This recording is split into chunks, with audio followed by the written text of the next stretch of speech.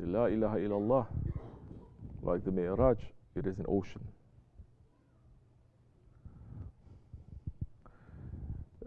There is no difference. Should not be different from the person who is a Muslim, person who is a mu'min, person who is in tariqat, person who is a shaykh, person who is a murid. The Mi'raj is the same. The only difference is what you take from the Mi'raj. Do you understand? What is it that you take from it? And what you take from the Mi'raj, what you take from this Mi'raj, like the ocean, is how much you're going to swim and to take from the ocean. Are you just going to take the fish, or are you going to swim deeper to take the jewels?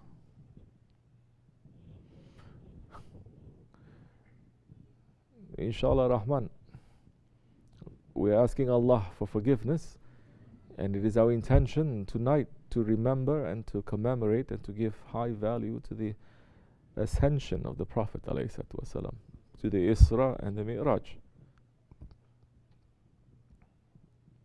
of the Holy Prophet ﷺ, an honor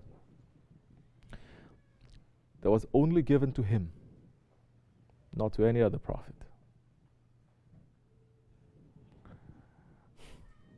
That he made the journey in the 12th year of the Hijrah, at the time when the oppression and the boycott was so heavy on the Muslims, and the Muslims, small oppressed group, they were cut off from everything,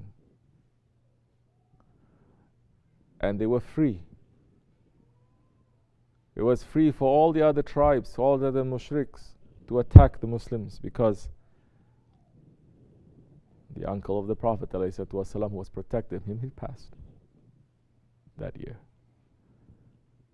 The beloved wife of the Holy Prophet ﷺ, after 25 years, she passed.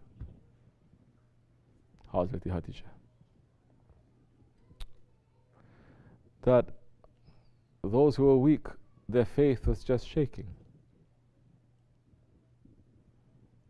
There was a time when Holy Prophet ﷺ was left almost alone, and he was feeling very lonely.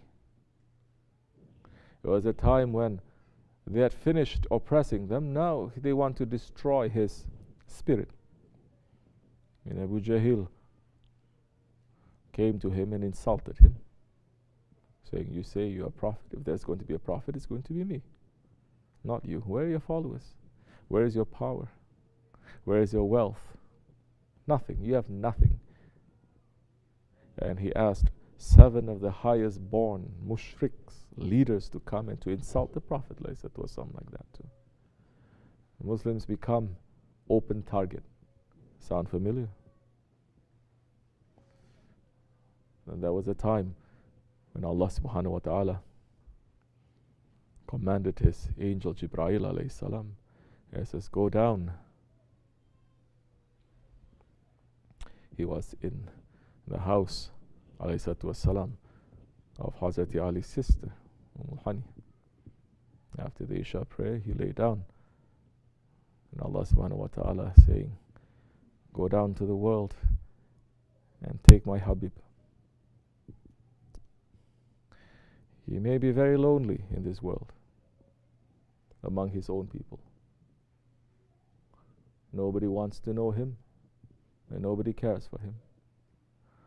But amongst the universes, amongst all of creation, he is very well known and he is very well loved.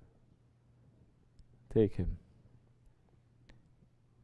and show him all of creation, and let all of creation see him and to praise him."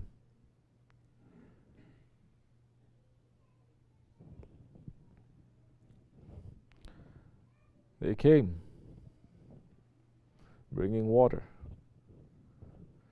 from the pond of Kawthar to the Holy Prophet ﷺ. He made wudu.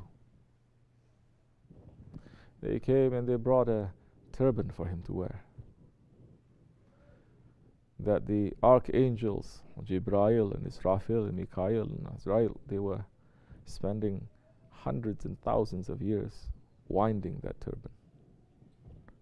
And every fold, there were awliya Allah saying thousands of folds in the turban. In each fold, they're saying very special salawats. And that's why in our order, when you winding your turban, never forget to give the salawats.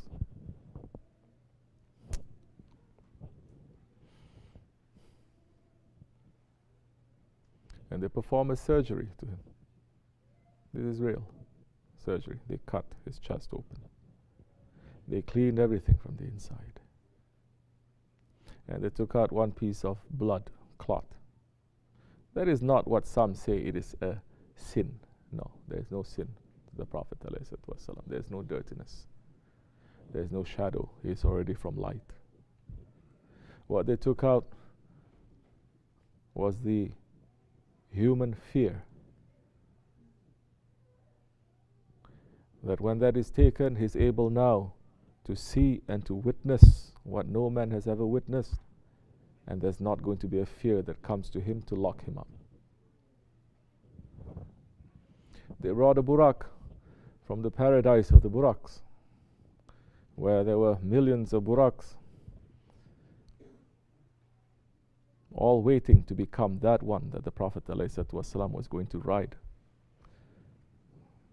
And there was one burak that was just crying in the corner. He wasn't the most beautiful. He wasn't the biggest. And Jibreel alayhi salam went to him and asked him, why you are crying? And he says, because I have no chance. But I've been in love with that Prophet ever since I was created. When I see the name of Allah and beside it the name of Muhammad alayhi salatu wasalam, and I hear a voice saying, Ya Muhammad. And he says, from that time I can't stop crying because of my longing for him. He was selected because of that. And the Prophet ﷺ, when he was going to ride him, the burak started moving. Hazrat Jibreel became a little bit angry, saying, how you are behaving like this? Don't you know this is the Holy Prophet ﷺ? He has been invited. How can you behave like this? And he says, forgive me, but I'm very nervous and I have a request to make. See how intelligent he is. My request is that may I be the one that he's going to ride on the Day of Judgment. Prophet ﷺ says, yes, you will. But before the Prophet ﷺ rode on him, he ﷺ turned to Jibreel ﷺ and said, Ya Jibreel, what about my ummah? What are they going to ride on the Day of Judgment?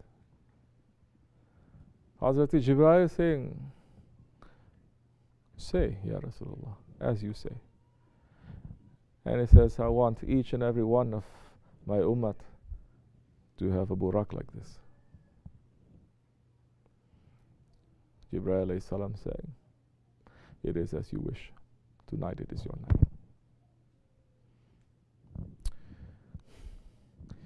Isra, moving from Mecca, Karama, going to Qudus, from Qudus to the paradises, to divine stations, passing through so many different places before going to Qudus, stopping over at Medina, it's called Taiba at that time, praying 2 rakats, stop over in the mountain of Tur, where Musa alayhi salam, Kalimullah, spoke with the Holy Prophet praying 2 rakats, to the well where Hazrat Musa gave water to those ones who came, stopping over to Baitul Muqaddis, where Isa alayhi salam was born, going there and praying and taking the secrets from the earlier prophets. And riding the Burak with the 4 archangels surrounding him, and each archangel surrounded by hundreds and thousands of other angels, riding with that entourage, moving to Qudus, where 124,000 prophets, they got up and they received him with salawat. Came down, tied the Burak. He asked the other prophets to enter first, and Jibreel says, no, you are the Habib, you are the chosen one. You have to enter, it is an honor for us to follow behind. He did. They called the azan. Qamat, praying 2 rakats. All the angels following, all the prophets praying behind him. From there he gave us sohbat.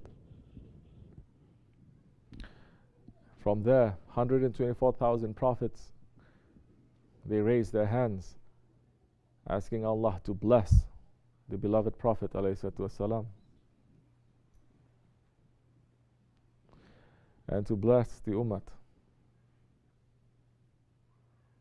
All of them saying Amin. From Qudus, Mi'raj, the heavenly stairs. Don't think it is this kind of stairs. Up here, Holy Prophet ﷺ stepped on the rock, and that rock melted. The print of the Prophet ﷺ on stone, wanting to follow the Prophet ﷺ to the paradises. And the Prophet ﷺ saying, stay there, don't come with me. He stay, and he's still there today. That dome of the rock, that is the area, the rock there, it is floating between this world, and they built everything on it. Prophet ﷺ went. Allah saying he had 5 different kinds of transportation that he rode on the wings of Jibreel alayhi salam, on the raf, other ones too, other things that he was riding on.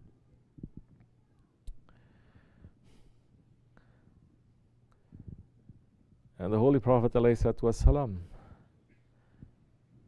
he went to the different heavens, different paradises, where he met all the earlier prophets. He met the earlier prophets and also the angels that were there. And he was seeing so many unusual things.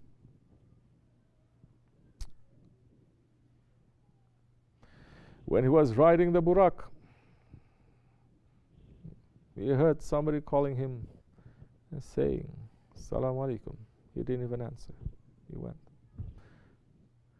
Another one giving him a salam. He did not answer. Another one saying, Ya Muhammad, stop. Turned. He looked. He was an old woman, wearing very beautiful clothes, wearing makeup.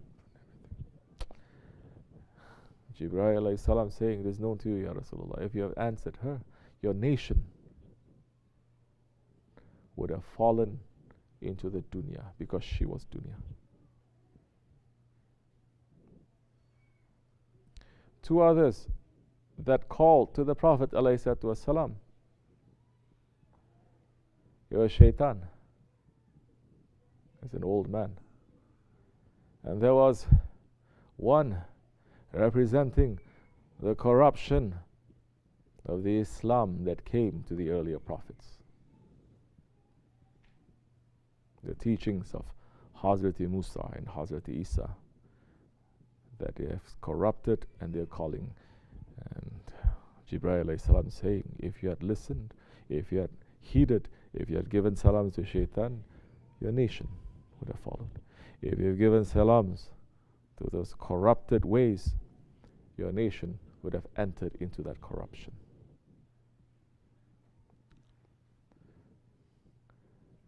Habibullah was tested by Allah subhanahu wa ta'ala.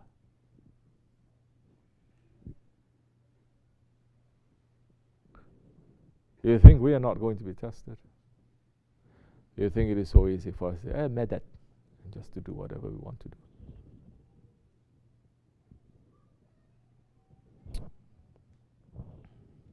Prophet ﷺ went through a heart surgery. These days the Shaykh cannot even touch you a little bit. You fail.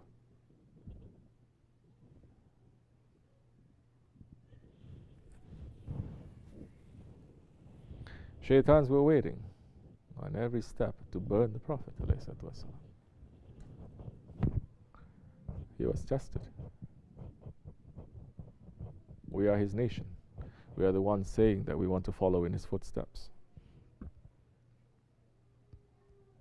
Our actions is not only going to be benefiting us alone or harming us alone. There will be so many who are going to be in that. You understanding? Especially in this way.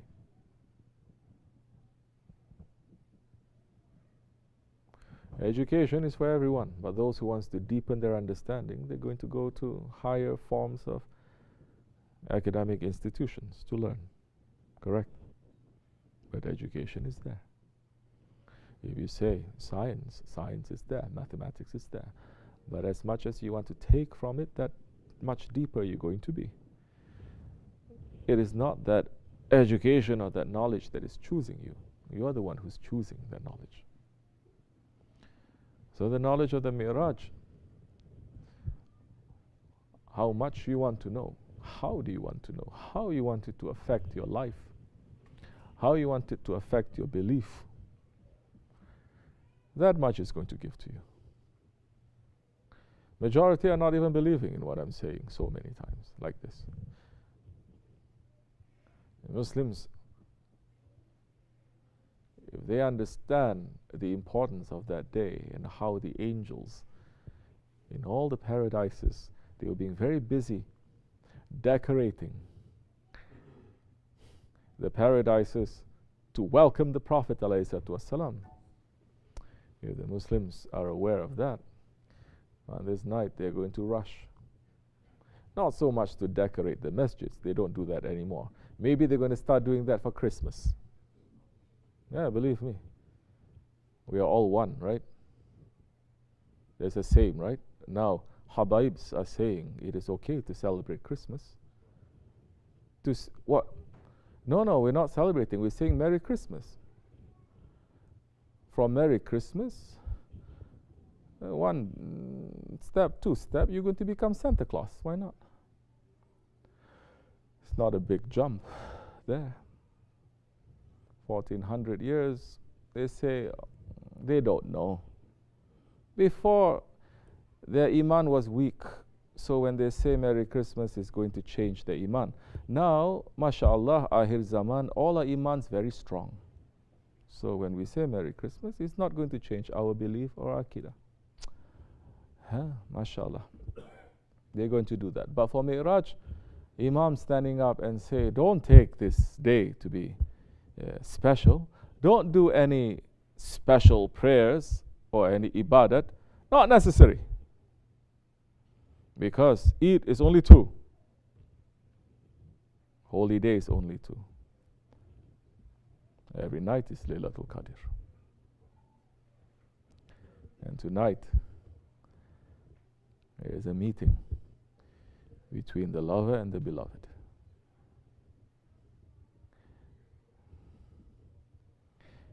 And in the day, in the night of Mi'raj,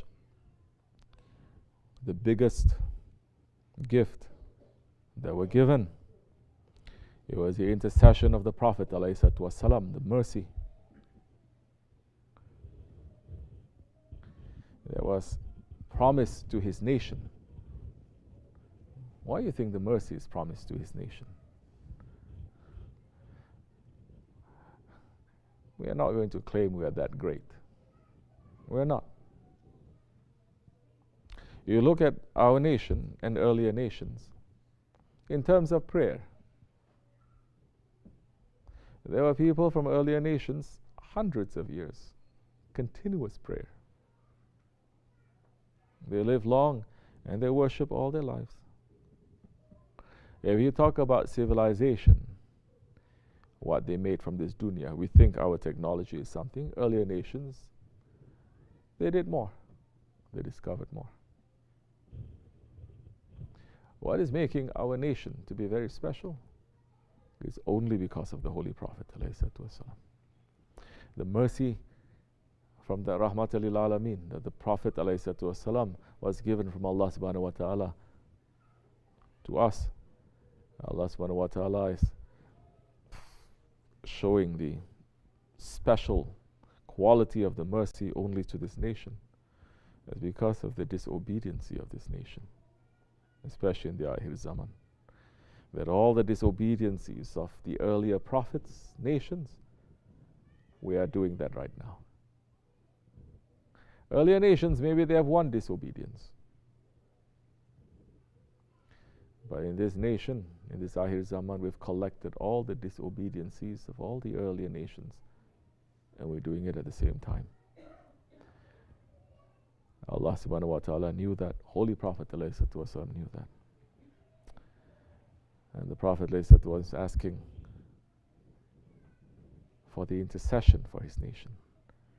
Intercession is given for those who believe, and is running to ask for forgiveness, not for those who don't believe and those ones who are arrogant and stubborn.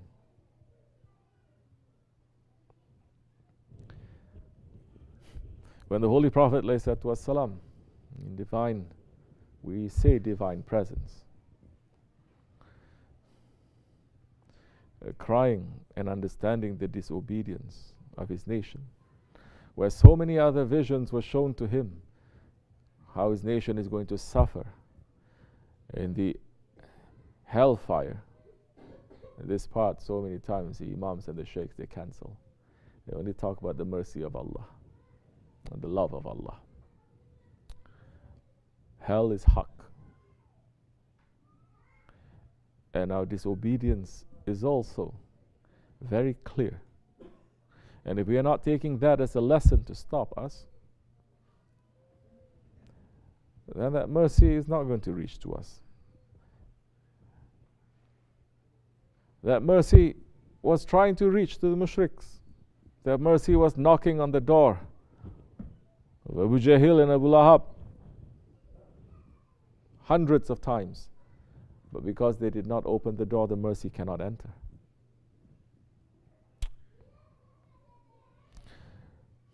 Prophet ﷺ, when he was given intercession, he was very happy. Then Allah subhanahu wa ta'ala reassured him and saying, I know my creatures and I know your nation. And all this is going to happen for me to show off my mercy to them. If they didn't disobey, I was going to create another ummah just so they can disobey, so that I will forgive them. This is for us to take and to understand. What is it that we are doing? There is any value in divine presence. I'll tell you one thing that we can do that will have value. That is praising and honoring and giving value to the Holy Prophet ﷺ. When the Prophet ﷺ was going to every paradise, all the angels would get up and greet him. And all these angels would be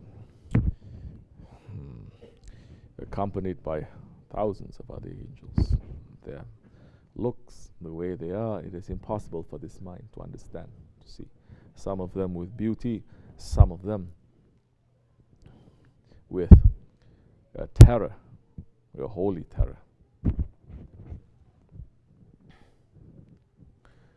And Jibreel alayhi salam,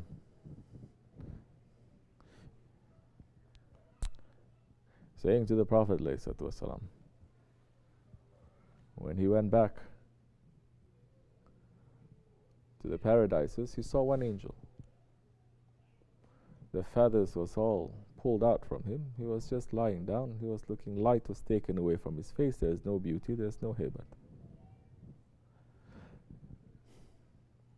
And he asked him, what happened to you?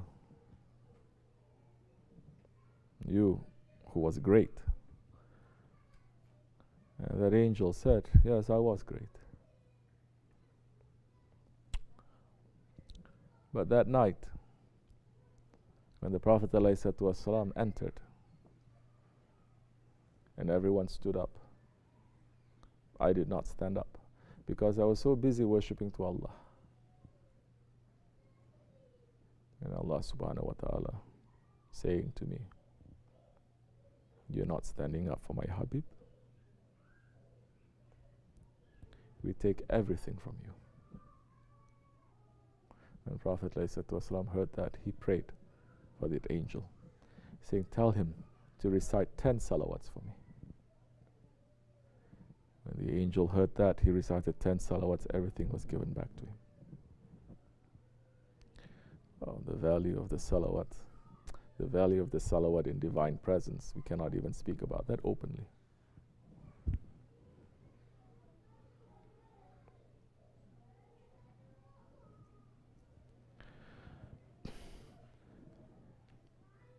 And the prayer was also given to the Holy Prophet ﷺ for his people, for his nation. The importance of the namaz. Why is the namaz important? The namaz positions, it was collected from the positions and the postures of the angels. There was angels that he sees in the first paradises. They were all standing up and making a zikr of Allah. They were created like that. Until Judgment Day, they're going to stand up to praise Allah. There were some, not some, there were paradises filled with angels in the ruku, worshipping like that to Allah subhanahu wa ta'ala forever. Some in sajda and sujud forever. And the Prophet ﷺ liked all these movements. And he took it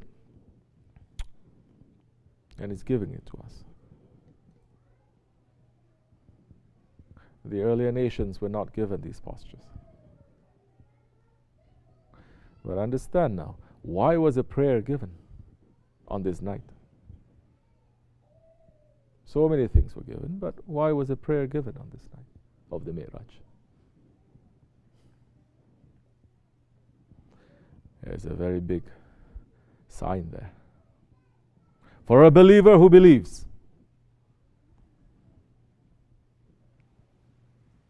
Because the Prophet ﷺ said,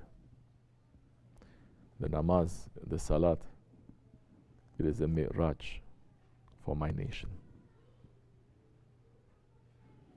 It is a mi'raj. Especially if you start doing the namaz the way that we are doing it, in this order, the tasbihs that you are doing it, especially for the Fajr tasbih, you'll see so many of it are the tasbihs of the angels and the prophets. We just don't make such a big fuss about it. Just do it. You get the benefit. You don't have to read and read and read and understand and go to research the value of water. Just drink it. You're going to get the value. There are other things for you to do.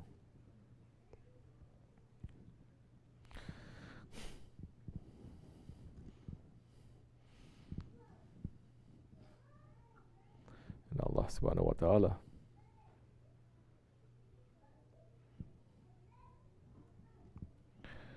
granting so much to this nation. And the secrets are there in the last few ayats of Surah Al-Baqarah and Amana Rasul, where the ayat of Amana Rasul was given directly in divine presence to the Holy Prophet ﷺ, where the Prophet is praying for us and Allah is granting it. So yes, it is a very heavy night. So many of you are already sleeping.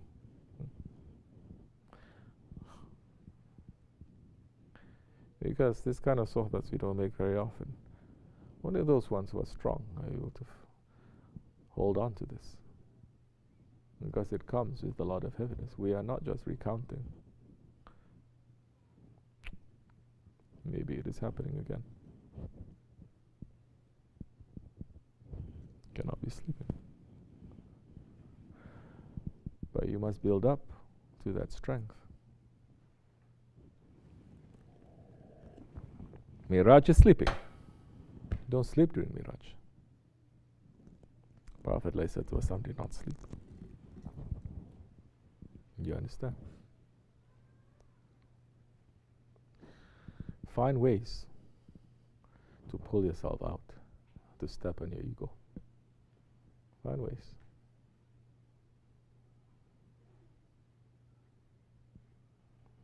Inshallah.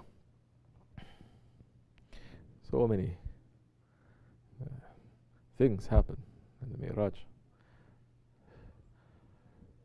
We are believers, nominees, trying to be.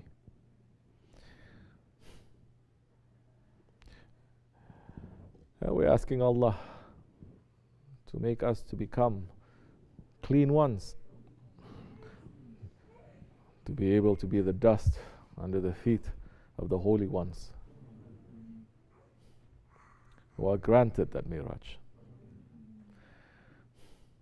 May Allah forgive me and bless you. Ameen. Those ones, the holy ones, when they pray, they make the Miraj. Correct?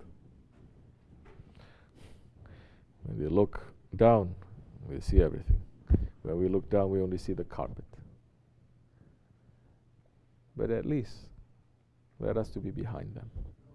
Let us to be dust under their feet. And that's the time. They are going, they'll bring us along.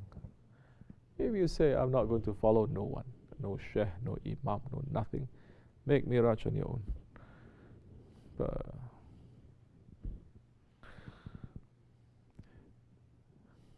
Akhir Zaman.